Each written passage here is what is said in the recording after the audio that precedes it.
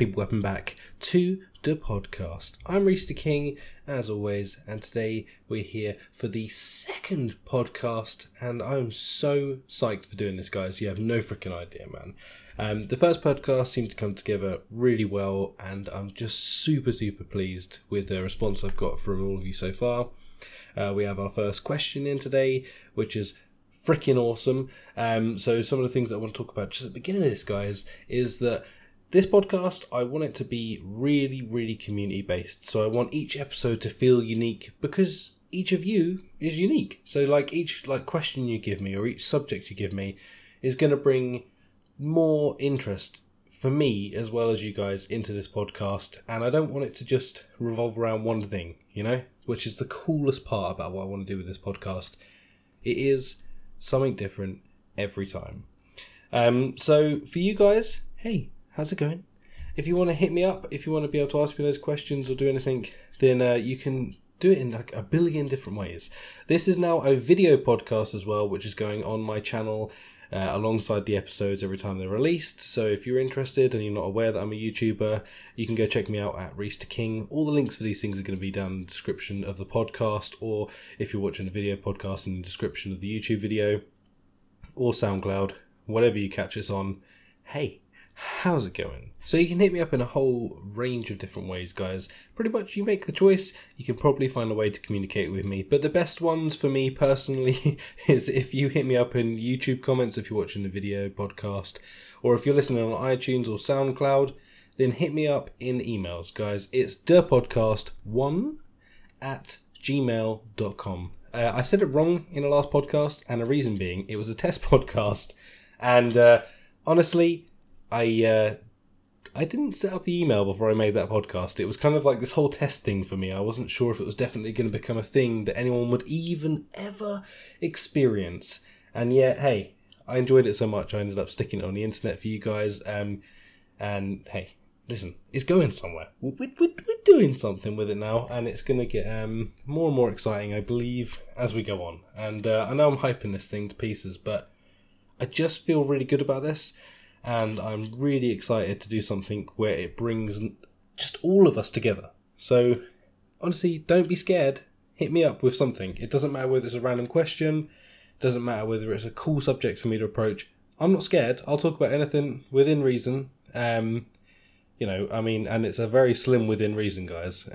The only thing that I ask you not to talk to me about is the Smurfs.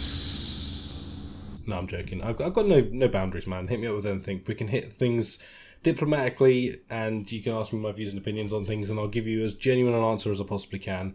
Also, I forgot to mention, actually, that you can also send me voice memos, guys. So I would really love this if I could do this. It would be cool to put a voice to a name as well. So if you want to do a voice memo, it's so easy. If you don't have to have all the equipment on your PC or anything, literally go to the voice notes or something like that in your phone. Doesn't matter whether it's Apple or Android, whatever you've got. Hit me up the question and that. Then send it to me over on the podcast1@gmail, and then that's it. I'll get it, listen to it, make sure you're not crazy, and then it'll go out on the podcast and you can become a part of it. So can it get any better than that?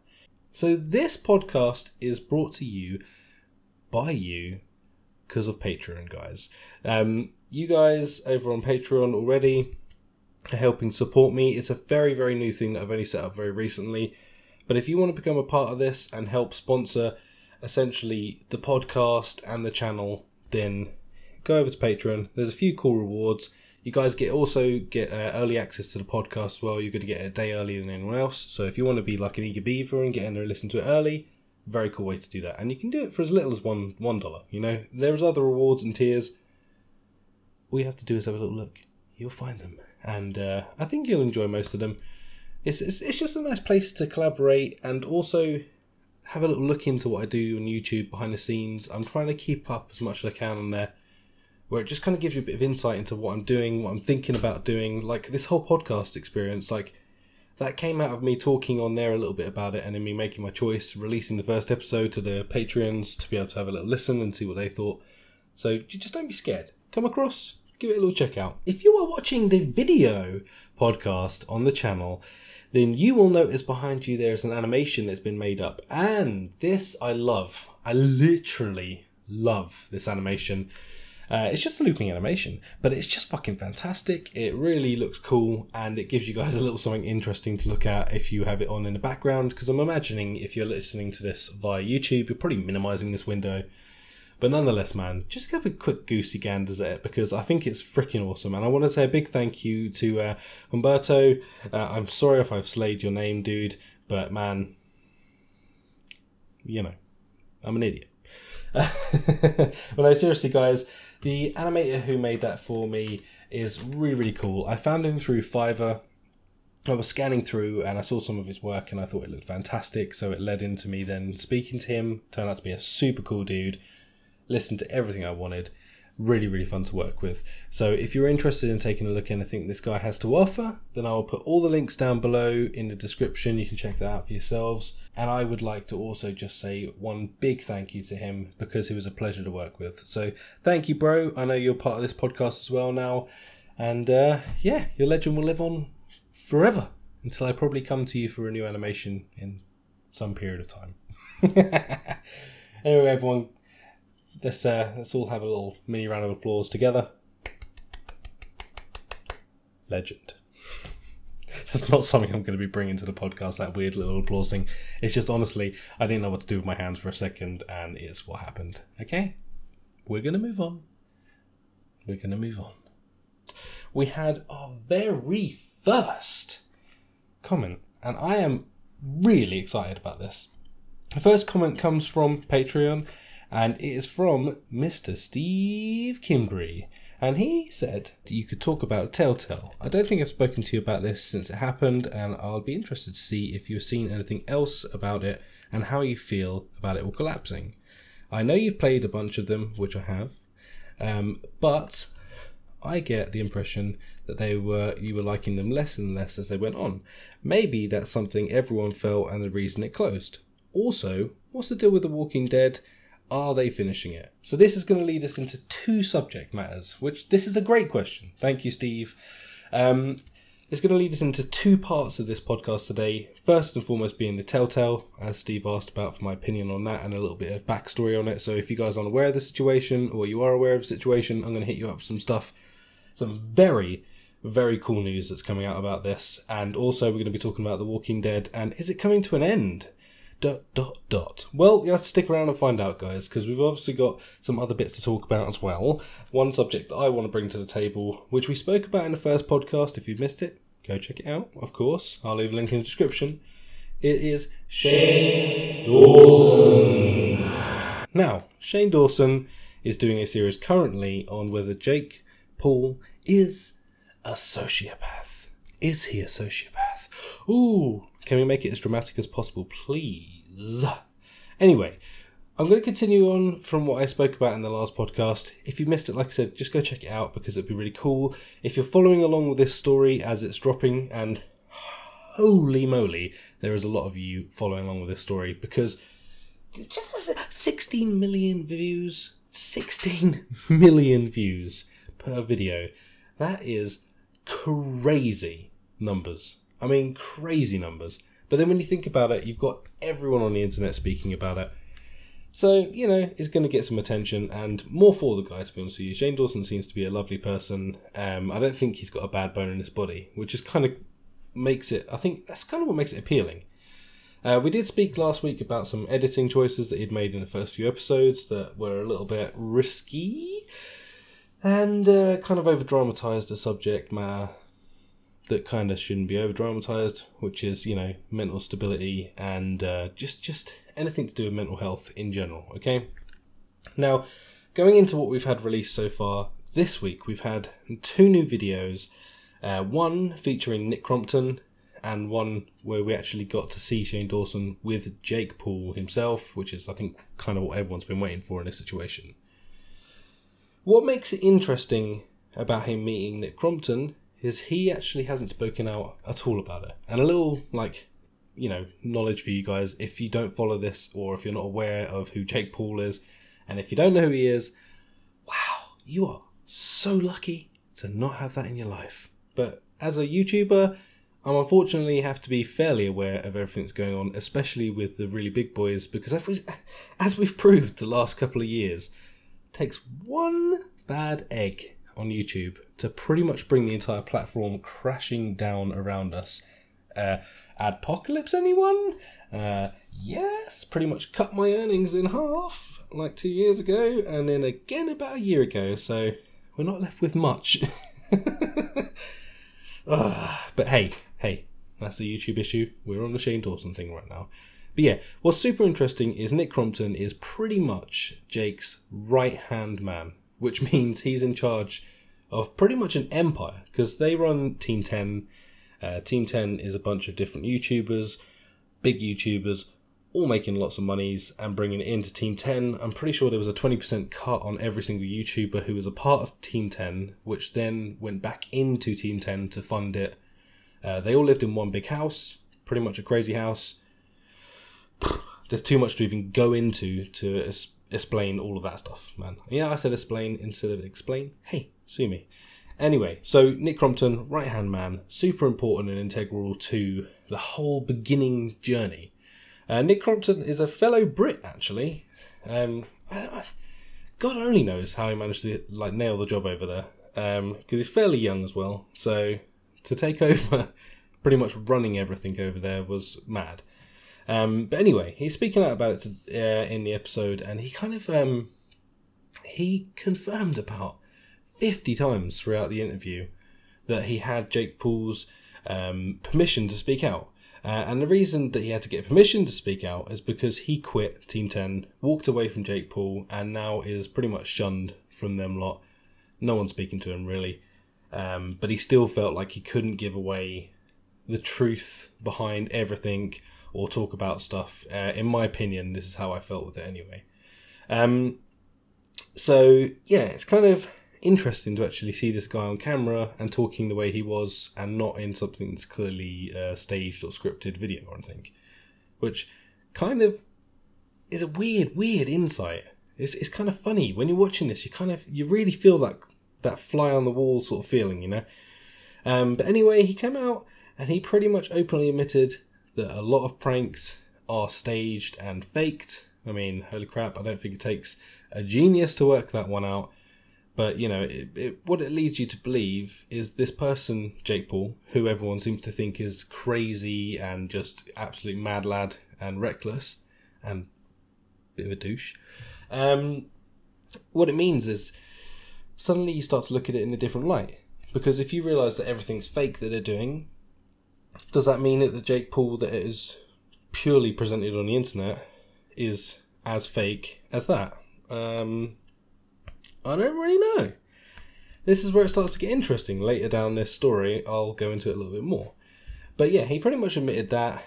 He also said quite a few things about other members, because there were members of the Team 10 who have also left over the course of, the year or two that it's been going, and they've tried to, pretty much sabotage Team 10 and shit on them and say that they did this, that, they were, bullied by people, and I don't know whether that's true or not, honestly, because I'm not just going to take the Nick Crompton's word, and I don't know that I should take anyone's word on it, because it seems like a strange situation to try and get on any side of, so I'm kind of trying to stay neutral through this thing.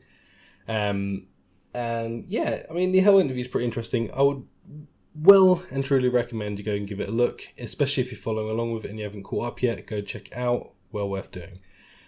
The real interesting meat and potatoes of what's come out this week is where he actually meets Jake Paul, which is what this whole thing's been running up to. Is Jake Paul a sociopath? And holy crap, have they really milked that word, sociopath, and really trying to overplay, I think, a lot of what it is to do with it and how to diagnose people and all of this stuff. It's pretty mad, and there's been quite a big controversy about a sponsor that he had as well with the Better Health or Better Help. I can't think which one it was, but it was insane anyway. It turns out it's a bit of a scam. I'm not going into that because it's not my place. I haven't looked into it enough to be able to talk about it. But be aware that there is some controversy about it. Again, I don't want to go into this because I don't know enough about it to really comment. So, I don't know. We'll see see how that plays out. If you guys are interested, then again, hit me up with a question. I'll look into it more and I'll bring it to the forefront of the podcast. But yeah, anyway, he meets Jake Paul, goes to his house. He's filming. He's got a cameraman with him. He's bringing along a psychiatrist with him. Well, I say that like inverted commas, because it's a bit strange, really. She's a YouTuber. I think she's qualified in some sort of degree. I'm not really sure exactly what she's got behind her. They haven't made that very clear. And once again, I haven't really looked into her background too much because it's kind of irrelevant to what I want to talk about today. But essentially, they bring along this psychiatrist, and they tell him that it's his producer. So Jake Paul is completely unaware at this point that they've brought along a psychologist to sort of analyse his behaviours as they go around the house and as they go on a tour and their chats and stuff like that. They kind of avoid looking like complete tossers. I mean, Shane Dawson, the way he avoids looking like a tosser in this situation is that Jake Paul said to him, he can do anything, complete free reins, don't hold back, don't be scared, crack on mate, do what the fuck you like, basically, is what he said to him. Excuse my bad language. There's going to be some of that on this podcast. I mean, it is listed as explicit content, so if you're sensitive to the word fuck, you might want to switch off. Yeah, seriously though, so he goes and meets Jake Paul. It's kind of surreal, because for me personally, I've never sat down and actually watched the Jake Paul video. The only thing I know of Jake Paul is just everyone else I know either mentioning it, seeing the memes floating around, seeing sort of snippets of videos that just obviously make him look bad. I mean, this guy's a bit of a tosser, to be fair. To be fair to him, even if his content is entirely fake, just to do the crap that them lot do is nonsense. And his brother Logan Paul is even more of a dickhead. And if you're not sure who Logan Paul is, he's the guy that went to Suicide Forest and filmed a dead body for fucking New Year's, which was just absurd. So, the story just gets deeper. So anyway, he meets him, and you know what? What pissed me off about this episode is I ended up feeling like sorry. I felt sorry for Jake Paul when they started talking to him about the shit he's had to put up with his parents, and the shit he's had to put up with friends being deceiving, and the shit he's put up with his old girlfriend being a twat. And I mentioned Jake Paul's brother a minute ago, and yeah, his girlfriend, Jake Paul's girlfriend, went and slept with his brother to get revenge on him, and publicly did it. And supposedly, Nick Crompton said this really happened. A bunch of other people, like Sidelines, have all said that this genuinely wasn't a joke. This wasn't a publicity stunt or anything. This is just like some genuine beef between everyone, sort of thing. So that's fucked up, man. So I kind of, like I say, I started to feel for Jake Paul, and I really want to dislike this guy. He's a tosser, you know. And the thing is, this tosser is particularly aiming his content at kids. And I know that the audience predominantly on YouTube is always going to be a younger audience. Don't get me wrong, I'm not like delusional in this. But still, I always feel like if you aim your content at a certain age group, at least you can hope that it's going to find their way to the people that you really kind of want to be seeing your videos. And especially if it's more adult themed content, you know? So just because they don't swear and stuff doesn't necessarily mean it's okay. If there's no nudity and no swearing, doesn't mean it's okay for all kids to watch it. Trust me when I say this, man. I've got a kid, and there is no freaking way that I would let my child watch their content, because it's nonsense. It glorifies all the wrong things and makes just really, it's just going to force you into believing you need to be something you're not. And that's bullshit, in my opinion. So, yeah, I really went into this kind of disliking this guy, come out the other fucking side of it, and I sat there for a second and I was just like, oh man, God, actually, you know what, I kind of feel for this guy. I kind of feel sorry for him almost, you know? And then I had to double sit back. I was like, motherfucker, what? Did you just think you felt bad for this guy? And I tell you what it is, man, it's Shane Dawson. That dude is so likeable and so nice. He's bringing out this good part in him. If he is a sociopath, then say for instance, you know, hypothetically, he is the sociopath. He could be manipulating Shane Dawson into believing these things and making us all feel kind of guilty, because that's technically what a sociopath would do. I don't, just as a side note, don't actually think that Jake Paul is a sociopath. I just think he's had a fucked up childhood, a really messed up sort of like teenage years, and now he's like 21 going on 22, and you know, I think he's starting to level out a little bit and realise that he's stupid. But anyway, yeah, it was such a weird feeling for me, man. I mean, I don't want to break down the whole flipping interview or the whole video.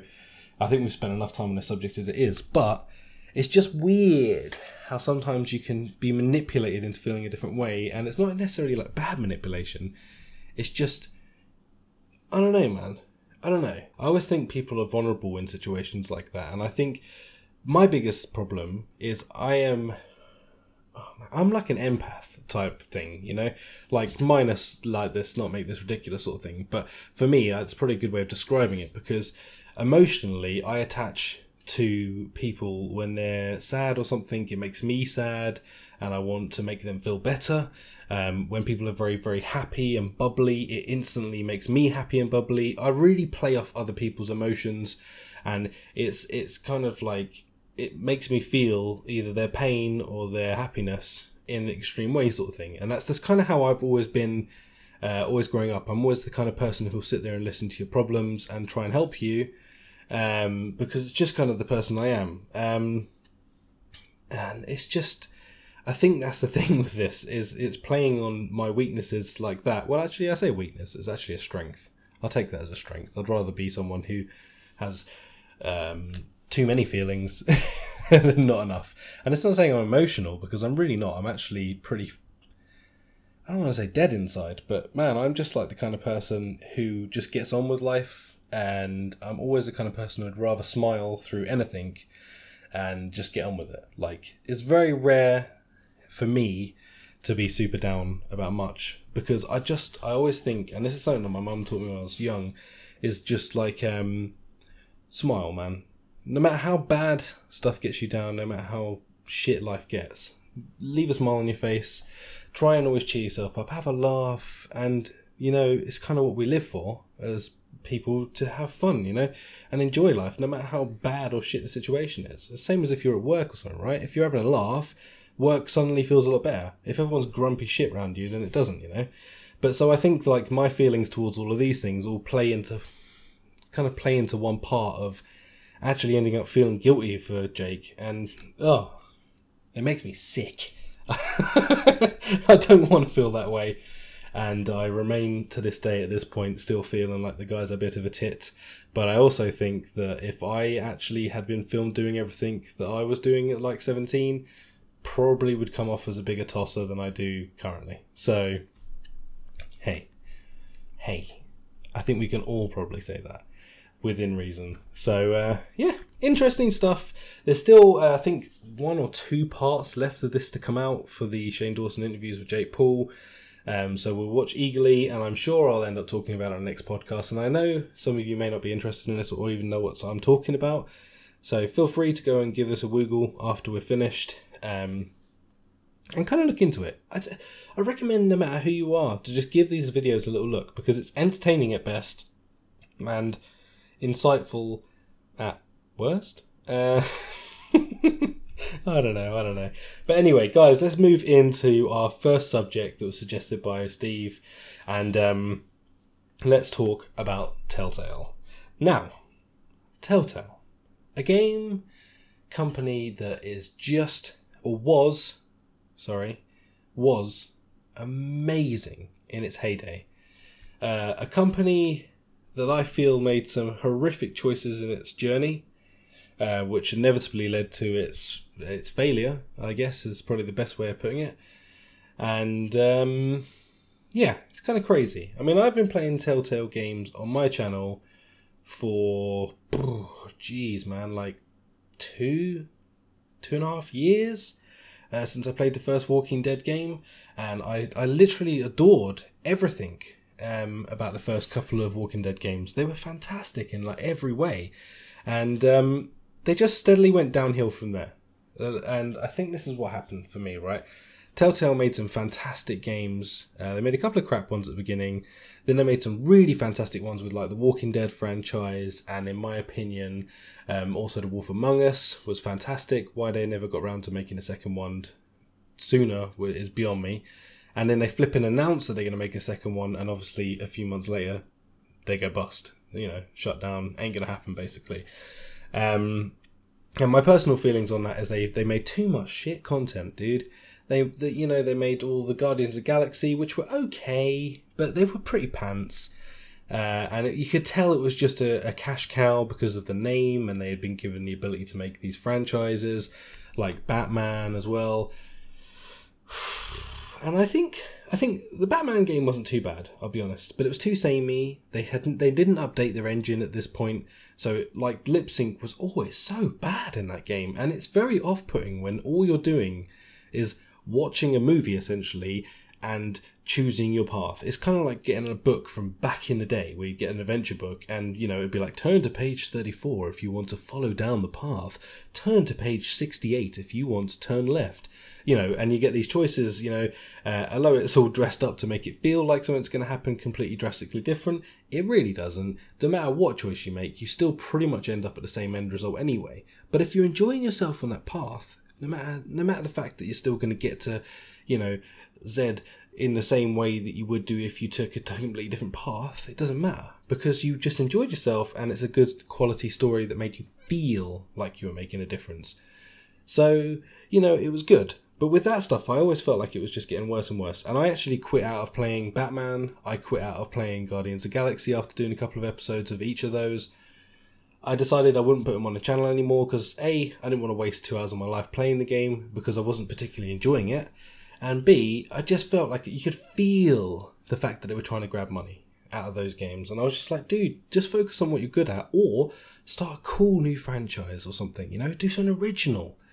When they did The Wolf Among Us, holy shit, dude. Oh my god, that game was fucking fantastic. Great character designs.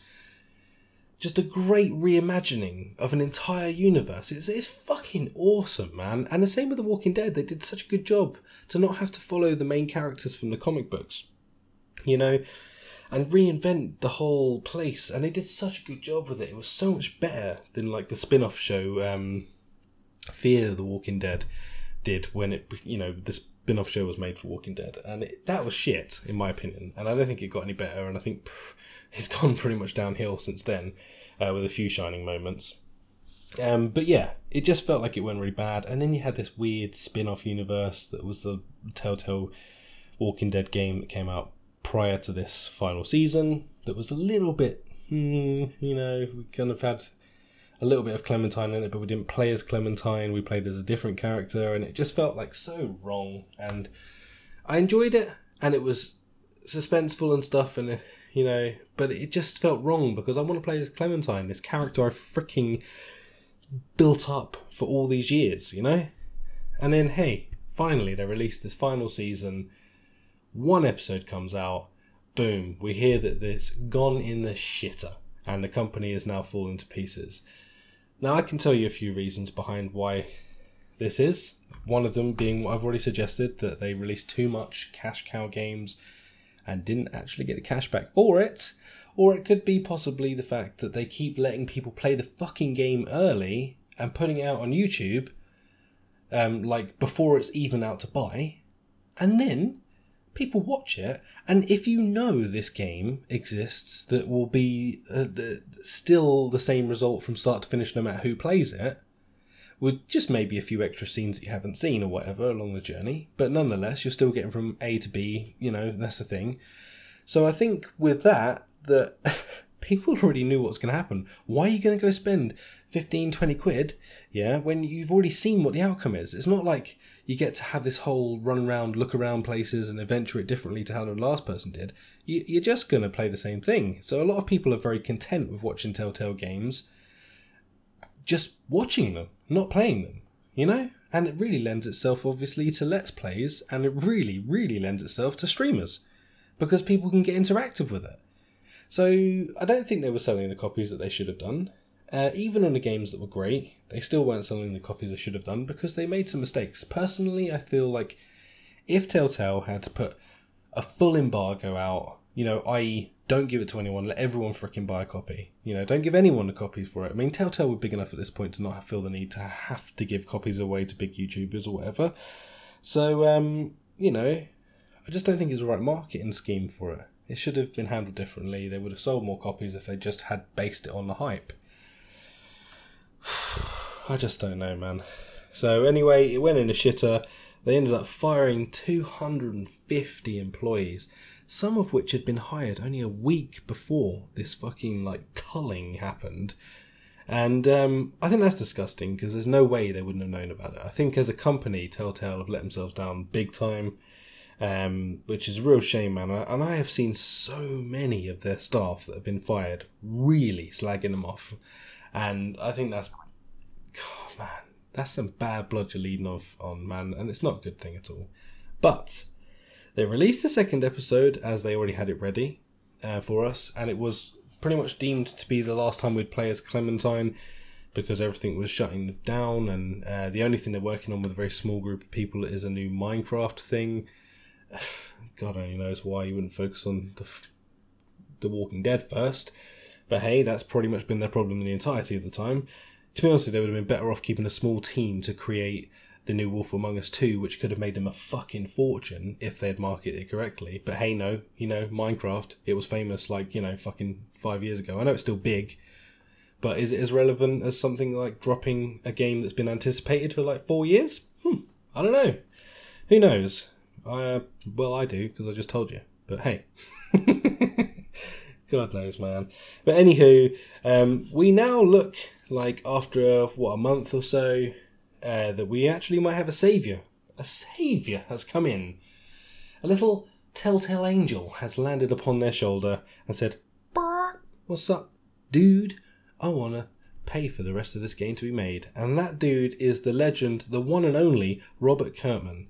Now, if you don't know who Robert Kirkman is, he is the guy who invented The Walking Dead. He wrote all of the comics, and he plays a big role in the production of the show and stuff. So this guy's kind of a big deal if you're into The Walking Dead. And his company, Skybound, is now paying for the rest of The Walking Dead to be made, following the scripts and stuff that were already planned, and also trying to bring back as many as the original staff as they can to complete the project, which is amazing. What it kind of means is anyone who, I guess, hasn't managed to find more work yet that was on the development team for it is now going to get work. Thank you, Robert Kirkman, you legend! Whew! Man. So yeah, Skybound, if you're not aware, he owns that company, as well as the franchise The Walking Dead, so he must be minted! And I'm not joking, minted. Really, really minted. So, he's going to jump in, and we are now going to get a complete final season of The Walking Dead Telltale game. Now that is legitness, dudes. I'm so happy for it. I haven't even played the second one on my channel yet, because I was like, fuck it, man. I don't want to be left on any more of a cliffhanger than I already was after the first episode, so now, what do I do? What am I going to do? Well, I'm going to play the second episode now, guys, because we know that the third and fourth installment is coming. So if you're a follower on the channel, if you're a subscriber over there, hey, you've got it to look forward to. And I know some of you have been wondering where it is. It's coming, man. I just didn't want to play it if I was never going to get to complete it, because I felt really butthurt that they had really fucked over their entire development team, and also just kind of shit on the fans as well a little bit, you know? But now I know that this is going to happen, and I know that the power of Robert Kirkman is in there. I think it's going to be fine, man. I really think that this is going to turn around, and it may well be the best ending to the game that we possibly could have hoped for, because he cares about his universe. So this should be awesome, man. I'm really, really pleased. And that pretty much wraps up the whole Telltale story with a kind of a nice bow at the end of it. And hey, we don't know yet, but let's just assume this goes down really well and Skybound enjoy working with Telltale.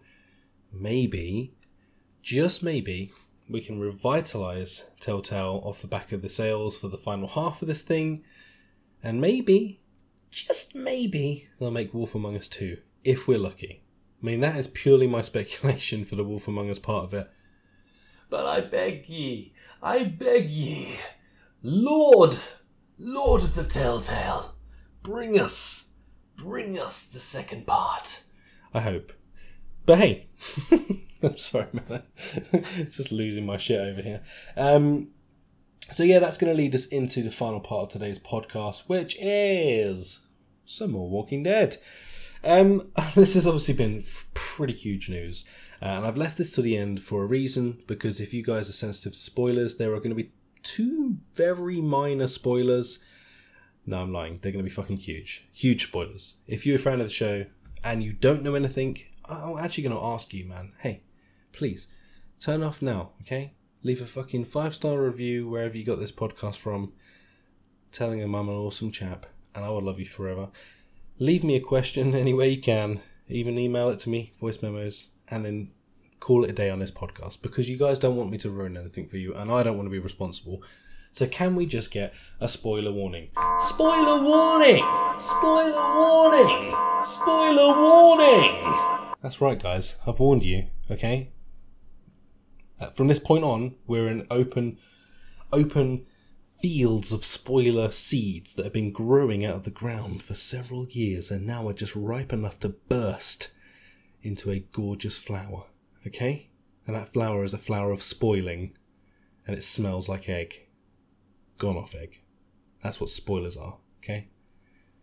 You're in this field with me now, guys. So if you're still here, welcome to the field of stinky eggs and spoilers. Anywho, let's get a little less serious. So we're going to talk about The Walking Dead. Now, as many of you might know at this point, spoiler alert for the last warning, Rick is gonna die. In this season, this current season, season 9, it's been openly spoken about, even by Andrew Lincoln, who is the man who plays Rick Grimes, that he is going to pass within the first half of this season. I'm imagining it'll be the mid-season finale, leading into the second half of season 9, where we will lose Rick Grimes. He's actually going to go. It's crazy. I mean, I am a huge fan of The Walking Dead and have been for a very long time. I know a lot of people have been sort of turned off by it because they didn't really appreciate some of the stories in it, and I can understand where people are coming from with that. But I don't know. I've always been there for the grind, man. I'm not going to leave that show until it's off the air. But yeah, so Rick Grimes is going to pass away in this first half of the season. Now, a lot of people are all like, holy shit, does that mean that it's ending because the main character's leaving? Well, no. No, it doesn't. It's not ending. In fact, the producers of this show and some of the big CEOs over at AMC have actually stated several times in the past, like, you know, last few years, that basically they want this to be an ongoing show pretty much forever moving forward. So the cast might change, people might change, but nonetheless it will be always in existence of that universe, which, yes, it does stray away from the comics which this is based on, but maybe that's not a bad thing. Who knows? Less I don't know, less anticipation from fans if they don't really know what's going to happen, but also maybe lose some hardcore fans for fucking with the story. But either way, Andrew Lincoln's played this part for donkey's years, and he's done a fantastic part, you know. He's done a great job of playing Rick. I really love the character, and he makes the show, and it is going to be super sad when he dies, man. I don't know how it's going to happen. No one knows that yet, obviously. Well, some people do, the producers and stuff. But yeah, I'm dreading the day. It's going to make me super sad. But the program is going to carry on, and like I said, they're planning on carrying this on for as long as it will go. And that doesn't mean riding it into the ground. It just means they want to keep backing it. Like, if you're in England, you'll know of like EastEnders or Coronation Street or something like that. And they want it to be like something like that exists continual. So it's like a soap opera almost. Except for this, Walking Dead is definitely not a soap opera. But they just want it to run as like one of those shows that will just continue for a long time. Even as characters die, we'll get new ones, new leaders, diddly-diddly-diddly-da. Terrifying. I hope they don't do that. Personally, I'd kind of rather them wrap things up in a neat bow, but at the same time, you can't comment until I see it. I will 100%, like I said, ride this until I either can't anymore or it comes to its own natural end. But yeah, it's pretty shocking. The other big character that's going to be leaving this season is Maggie Reed, who is the woman who was with Glenn back in the day before he died, and has a baby that was also Glenn's before he died.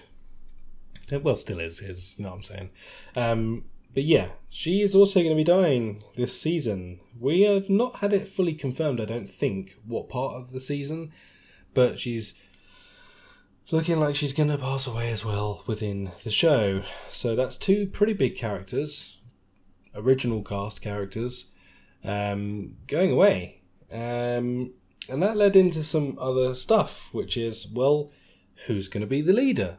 Who's going to take over the leading position now, as, you know, we lose Rick Grimes, who is the leader of everything, all the communities, everyone. So, yeah, there was a big controversy about it. One of the funny ones that came out was about Daryl, you know, the guy on a motorbike, long hair, about him taking over as lead. And supposedly at the time, they were offering $20 million to make Series 10 of The Walking Dead as the lead.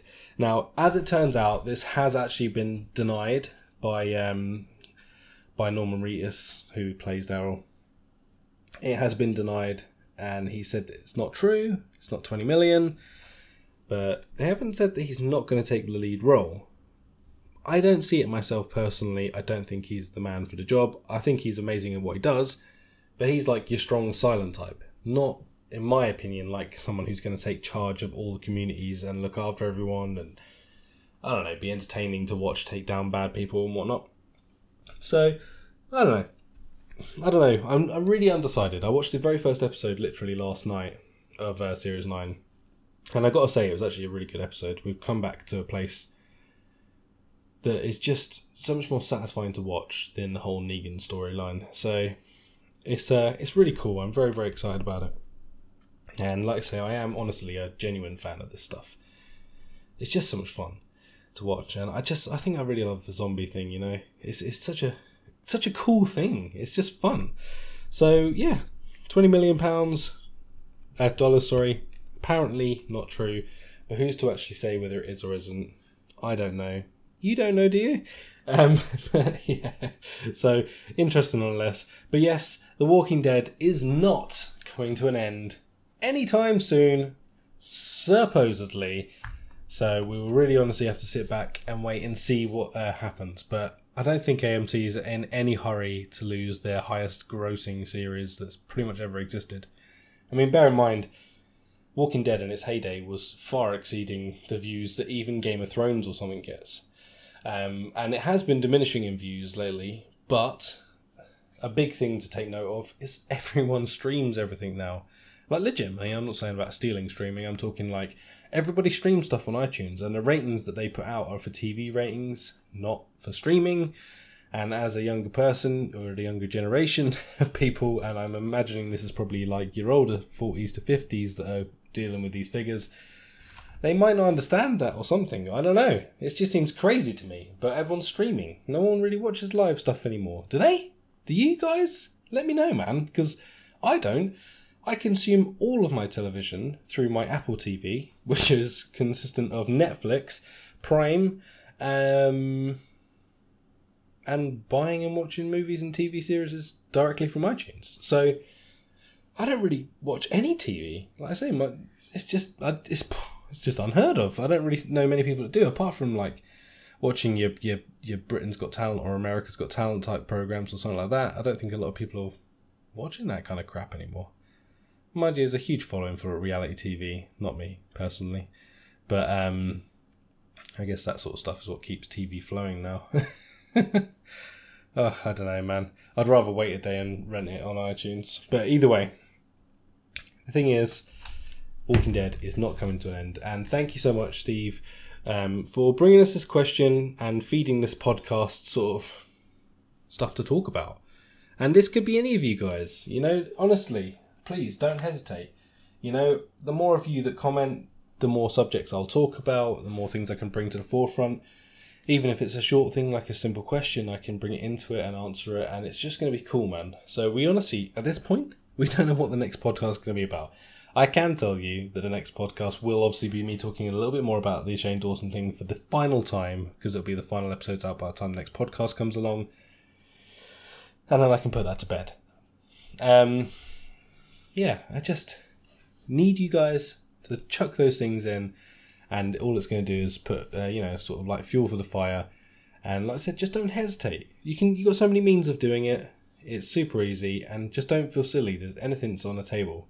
I don't care whether you want me to talk about games, movies, TV stuff, world stuff, anything. I don't care. It's all free game. Hit me up. That's what this podcast is all about. So guys, I just want to say a big thank you once again to all of you. If you've made it to this point and you've made it through the spoiler warning, then honestly, thank you so much. Honestly, I really, really appreciate this. It's the second podcast. This is super, super early grounds for us. And I think that's the thing. This is how I want to address this. This is us. We are all in this together. We're all making this happen.